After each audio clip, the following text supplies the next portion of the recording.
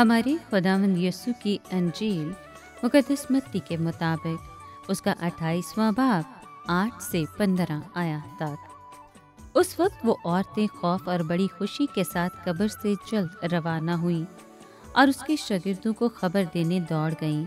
और देखो, यीशु उन्हें मिला और कहा, सलाम। उन्होंने पास आकर उसके कदम पकड़े और उसे सिजदा किया।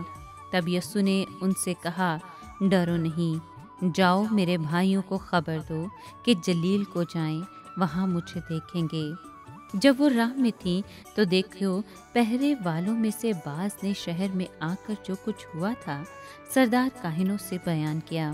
तब उन्होंने बुजुर्गों के साथ इकट्ठे होकर मशवरा किया और उन सिपाहियों को बहुत से मिसकाल दिए और कहा, तुम ये कहो कि रात को जब हम सो रहे थे और उसके शागिर्द आकर उसे चुरा ले गए, और अगर ये हाकिम के कान तक पहुँचे तो हम उसे समझाकर तुम्हें खतरे से बचा लेंगे। चुनाचे उन्होंने मिसकाल लेकर जैसे सिखाए गए थे वैसा ही किया, और ये बात आज के दिन तक यहूदियों में मशहूर है। पाकलाम के पढ़े और सुने जाने पर खुदावंद की बरकत हो, खुदा का शुक्र हो। अजीज दोस्तों, आज के कलाम में हम देखते हैं कि पहरेदार दूसरे गवाह थे। वो डर के मारे भागे ताकि जाकर तमाम माजरा बताएं, लेकिन सरदार काहिन और बुजुर्गों ने उन्हें रिश्वत देकर कहा कि ये कह दें कि जब वो सो रहे थे तो यीशु के शागिर्द आकर उसकी लाश चुरा ले गए। ये कितनी अहमकाना हरकत थी।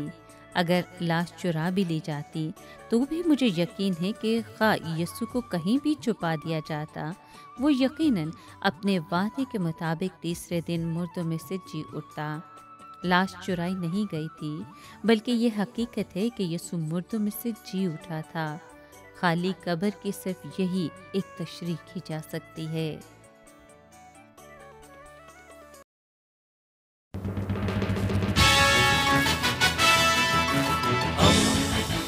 दोस्ती का पैगंबर, रेडियो वेरितास एशिया।